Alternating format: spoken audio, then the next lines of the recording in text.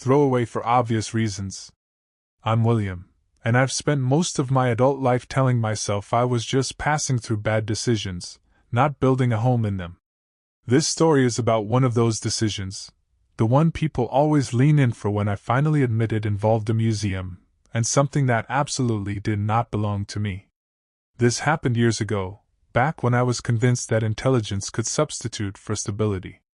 I wasn't desperate for money in the starving artist sense, but I was drowning in a quieter way: ego, boredom, and the constant itch to prove I was smarter than the systems around me. The item itself, valuable, old, and absurdly well protected, felt less like an object and more like a challenge someone had dared me to accept. I told myself I wasn't stealing history. I was borrowing certainty. Certainty that I could still pull something off without everything collapsing. The circumstances lined up too neatly, which should have been my first warning. I had time, access in the loosest sense, and just enough knowledge to be dangerous. I wasn't thinking about consequences in a real way, more like acknowledging them the way you acknowledge a thunderstorm on the horizon and keep driving anyway. This isn't a redemption post or a brag. It's just me, years later, trying to tell the truth about how close every single move was to failure from the very beginning. Planning was the part one romanticized the most, which tells you a lot about how my brain was wired back then. I treated it like a puzzle instead of a felony. Nights blurred into each other as I sat at my kitchen table with bad coffee, a legal pad, and my laptop, pretending this was just another problem to solve. I started small. Museum hours, foot traffic patterns, special events, anything public-facing that could be learned without raising eyebrows. I visited more than once, always as a regular guy killing time, never twice in the same week. I learned where guards tended to linger, which ones talked too much, which ones looked like they were counting the minutes until their shift ended. I memorized the rhythm of the place, the hush before closing, the echo of footsteps in certain galleries, the way cameras seemed to blink like they were alive. Then came the justifications. I told myself I wasn't hurting anyone.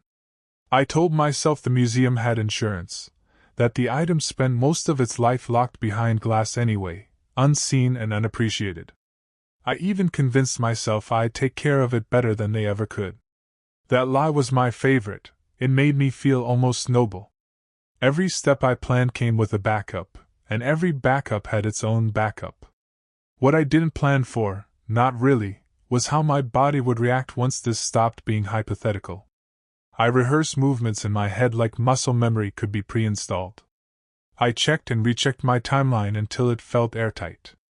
And still, underneath all that structure, there was a quiet awareness that if even one variable slipped, the whole thing would collapse.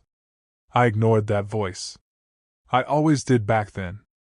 The day I actually did it felt wrong in a way I still have trouble describing. Not ominous, mundane. I woke up earlier than usual, brushed my teeth, answered emails, nodded at a neighbor in the hallway. That normalcy messed with my head more than fear ever could. If this was such a terrible idea, why did the world keep moving like nothing mattered? I dressed plainly on purpose. Nothing memorable, nothing sharp. I remember standing in front of the mirror thinking I looked like a background character, and taking comfort in that. I checked my pockets 3 times before leaving, even though I already knew what was there. My hands were steady, which surprised me. My thoughts weren't racing. It felt like my brain had decided this was already done, and was just walking my body through the motions. When I got to the museum, there was a line, families, tourists, a school group with matching backpacks. I almost laughed. I'd built this whole thing up in my head, and here I was waiting behind a kid arguing with his teacher about souvenirs.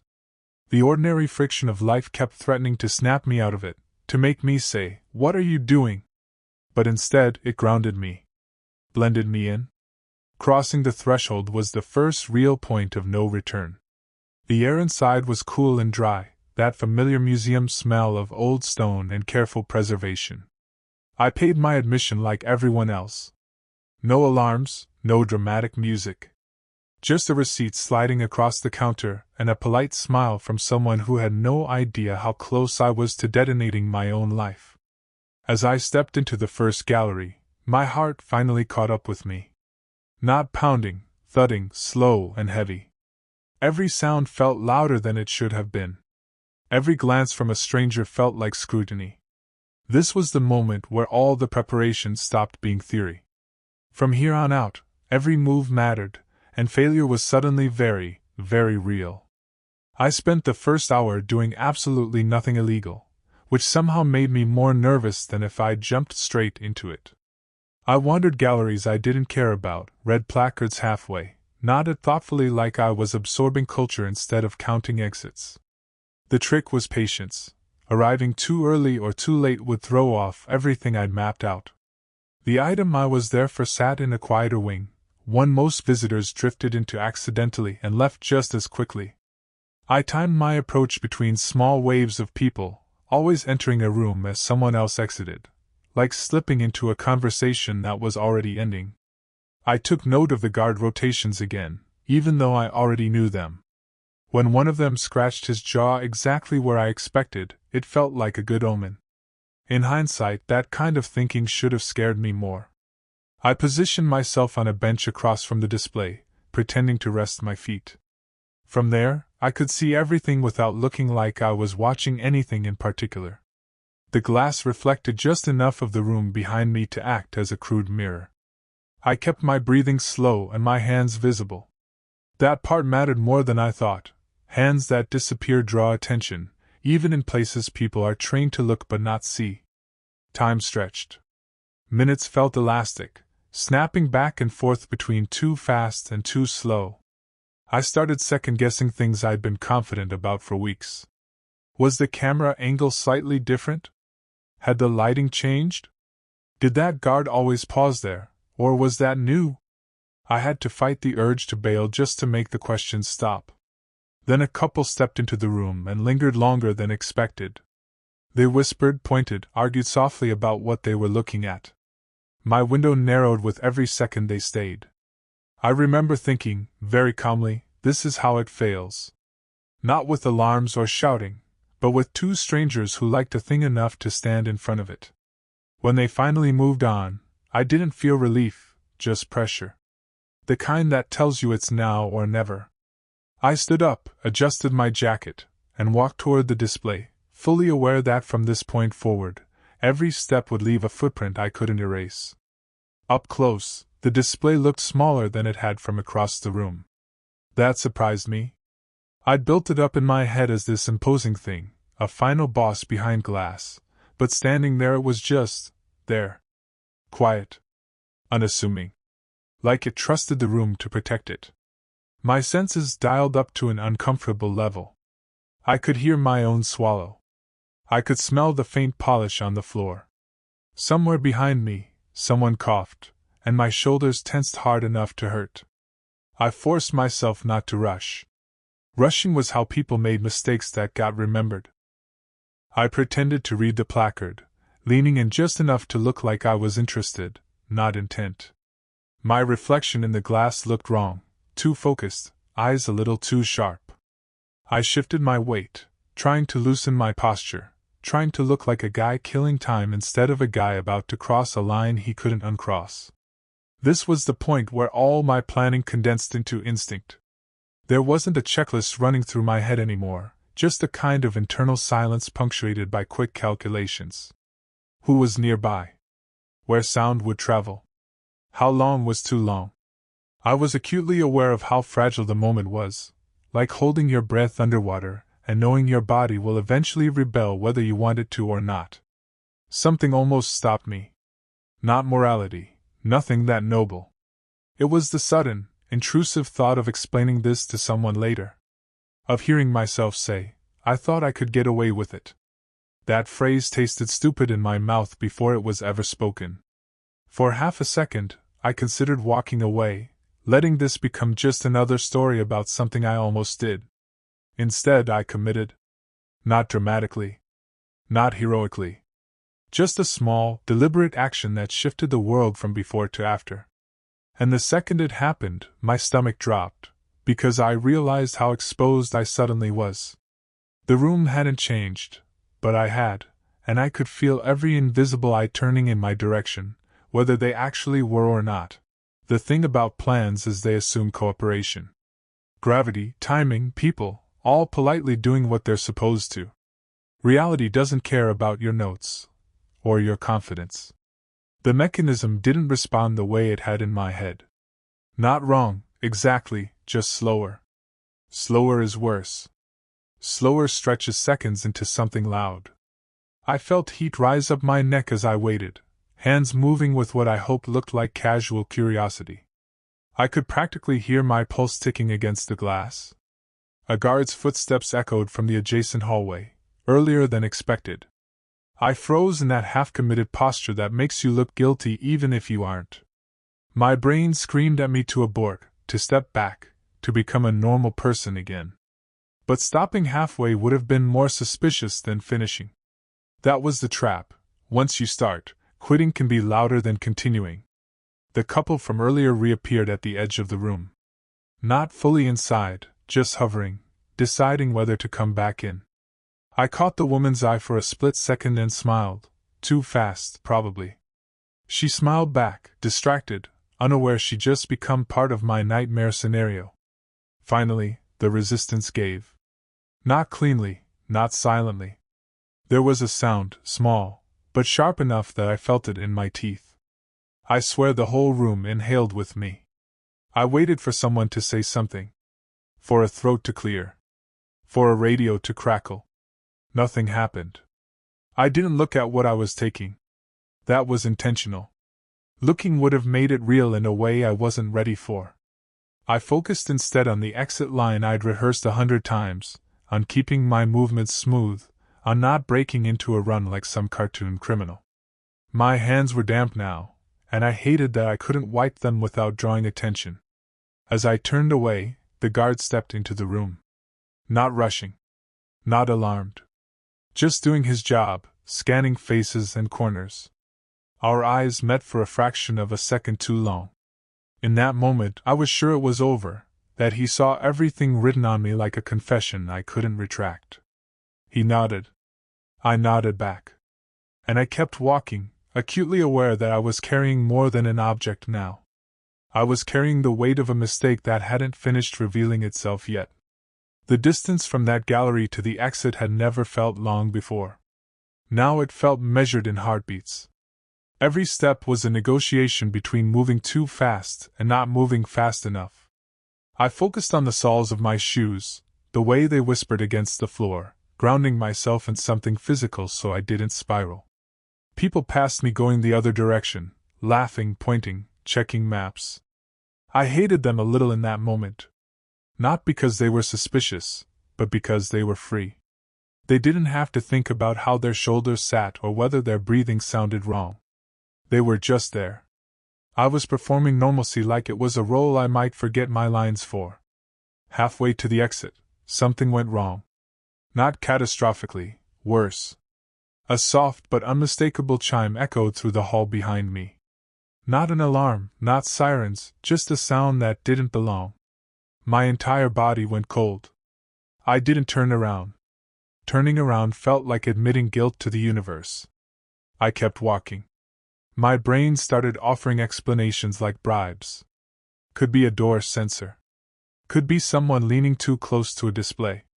Could be unrelated. Each possibility was a lifeline I grabbed with both hands, even as my pulse hammered hard enough to make me dizzy.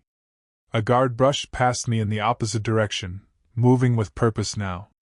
That did it. My mouth went dry. I tasted metal. I had to actively stop myself from checking whether what I'd taken was still where I'd put it. Touching it would have been the end. People don't clutch themselves like that unless they're hiding something. I reached the main atrium and slowed, forcing my pace to match the cluster of tourists ahead of me. Sunlight poured in through the high glass ceiling, too bright, too honest. I remember thinking how cruel it was that the world looked exactly the same while my internal landscape was on fire. When I finally stepped outside, the noise hit me all at once. Traffic, voices, life continuing. No one stopped me. No hand grabbed my shoulder. No one called my name. I walked 3 blocks before I let myself believe I might actually make it away. Even then, I didn't feel relief.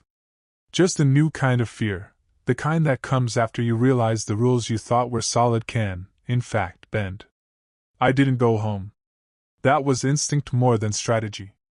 Home felt traceable, like a place guilt would follow me to and sit on the couch. Instead, I walked until my legs ached, then ducked into a cafe I'd never been in before and ordered something I didn't want just to justify sitting down. My hands wouldn't stop shaking. I wrapped them around the cup like it was an anchor, willing the heat to calm me. It didn't. Every time the door opened, my head snapped up. Every uniform outside, delivery drivers, security guards from nearby offices, sent a spike of adrenaline through me. I kept rehearsing explanations I hadn't been asked to give. I'm waiting for a friend. Wrong person. I don't know what you're talking about. They stacked up in my head like bad excuses waiting for their cue. I checked my phone too much, then not at all. I was convinced that if I looked at it, there'd be a notification that changed everything. There wasn't. The world, infuriatingly, stayed quiet. That silence felt accusatory. If something had gone wrong, at least it would have resolved the suspense. Instead, I was suspended in it. At some point I realized I was holding my body in a way that hurt, shoulders hunched, jaw clenched. I forced myself to relax, to look bored. Bored is invisible. Fear is not. I watched people through the window and tried to remember what I used to think about on an average afternoon. It felt like recalling a dream from someone else's life. When I finally left, it was with the careful confidence of someone pretending nothing had happened. On the surface, that was true. No one stopped me. No sirens. No confrontation. But inside, something had already shifted. I'd crossed a line, and the unsettling part wasn't that I'd done it, it was how quickly my mind started adapting to the idea that this could be survivable. That was the first consequence. Not legal. Psychological. And it would follow me a lot longer than I expected. The next few days were worse than the day itself. Adrenaline has a way of lying to you, making everything feel sharp but manageable. When it drained out of my system, it left this hollow, echoing space where fear and pride took turns arguing. I barely slept. Every sound outside my apartment felt targeted. A car door slamming was suddenly evidence. Sirens, even distant ones, made my stomach flip. I stopped answering unknown numbers and jumped every time my email refreshed, half expecting some formal, devastating subject line. Nothing came. That should have calmed me down. It didn't. I found myself checking the news obsessively. Not even local crime reports, just anything museum adjacent. Exhibits, closures, fundraisers. I wasn't looking for confirmation so much as permission to exhale. If it wasn't public yet, maybe it never would be. That logic was flimsy, but I leaned on it hard. The object itself stayed hidden, untouched. I couldn't bring myself to look at it. Having it nearby made the whole thing feel too real, like proof that I'd crossed from imagination into recordable fact. At the same time, I couldn't let it out of my sight. I slept lightly, waking up with my heart racing from dreams where I'd misplaced it or someone else had found it before I could decide what to do. I also noticed something unsettling. Part of me missed the intensity. Normal life felt dull by comparison. Conversations lagged. Work felt pointless. I'd sit across from people and think, if you knew. Not in a bragging way, more like a private distortion field between me and the rest of the world. Secrets change how you see people. They make everyone else feel slightly unreal. That's when I realized the crime hadn't ended when I left the museum. It had just changed form. And I was still very much inside it. About a week in, the illusion that I was in control started to fracture. It happened in a stupid, ordinary way. I was at work, half listening to a meeting, when someone mentioned a weekend museum trip in passing. Nothing specific. No names. Just the word museum. My chest tightened so fast I thought I might actually pass out at the conference table. I excused myself to the bathroom and locked myself in a stall like I was about to be sick. That's when it hit me. I couldn't selectively forget. I'd assumed this would be a contained thing, stressful, sure, but manageable. Instead, it had started leaking into everything. My body reacted before my brain could talk it down. Fight or flight over casual nouns. That wasn't sustainable. I started replaying the moment with the guard over and over, looking for meaning that probably wasn't there. The nod. The eye contact. Had it been recognition? Suspicion? Or just two strangers acknowledging each other in a quiet room?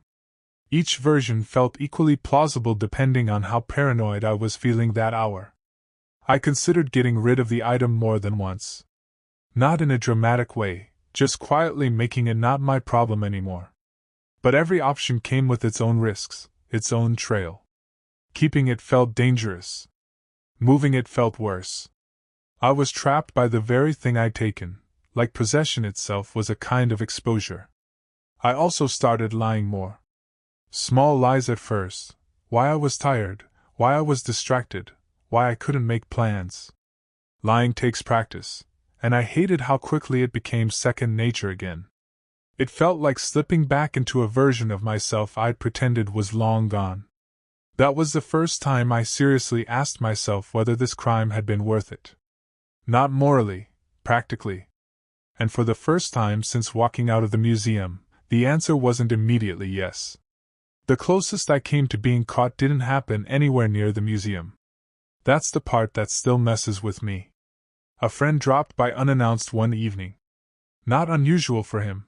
He was the kind of guy who thought spontaneity was a personality trait. I remember standing there with the door half open, his face smiling on the other side, and feeling my stomach completely give out. My apartment suddenly felt like a crime scene instead of a living space. I let him in because refusing would have been weirder. That was the rule I kept leaning on: don't create a story where there doesn't need to be one.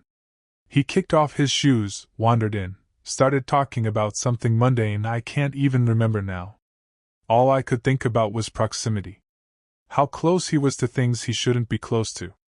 At one point, he moved toward the area where I'd hidden the item, not directly, just drifting, like people do when they're comfortable. I intercepted him with a question that made no sense just to redirect his path. My voice cracked when I spoke. He noticed. Of course he did. "You okay, man?" he asked. I lied. Easily. Too easily. I said I was stressed about work, deadlines, money, pick a socially acceptable anxiety. He bought it because why wouldn't he? The truth was so much bigger and stranger than anything he'd reasonably suspect. When he finally left, I locked the door and slid down against it, shaking. That was the moment I understood how fragile this all was. It wasn't about cameras or guards anymore. It was about the fact that I was now curating my entire life around a secret that could surface at any time through pure coincidence. I moved the item that night. Not far, just enough to feel like I'd regained some control. But control was an illusion at that point, and deep down, I knew it. I was reacting now, not deciding. And that's when things start to unravel. Guilt isn't dramatic like people think. It doesn't shout. It settles. It takes up space slowly, rearranging your mental furniture until you don't recognize the room anymore. By the second week, it had a shape and a weight. It sat with me when I ate, when I tried to watch TV, when I laid in bed staring at the ceiling. I'd catch myself imagining the empty space in the museum, some curator discovering it during a routine check and feeling that cold drop in their stomach. I hadn't known any of those people personally, but suddenly they felt uncomfortably real. What messed me up most was that nothing external was forcing this reckoning. No knock at the door. No emails. No consequences I could point to and say, "This is why I feel bad." It was just me and the knowledge of what I'd done. I'd always thought guilt came from getting caught or hurting someone directly. Turns out, it can come from violating your own internal rules, even the ones you pretend you don't have. I tried rationalizing again, like I had during planning. I told myself the museum would recover. That history was bigger than one object. That plenty of worse people had done worse things and slept just fine. Those arguments didn't land anymore. They bounced off something harder than logic. At the same time, there was still that flicker of pride I hated admitting to. I'd pulled it off. Against the odds, against my own nerves, I'd done the thing. Holding both emotions at once, shame and satisfaction, was exhausting. They didn't cancel each other out. They just took turns. That's when I realized I couldn't stay in this limbo forever. The secret was calcifying. And sooner or later, I was going to have to decide what kind of weight I was willing to carry for the rest of my life. Decision points don't always announce themselves. There was no dramatic night where I stared into the mirror and made a vow. It was quieter than that, more like exhaustion finally outweighing fear.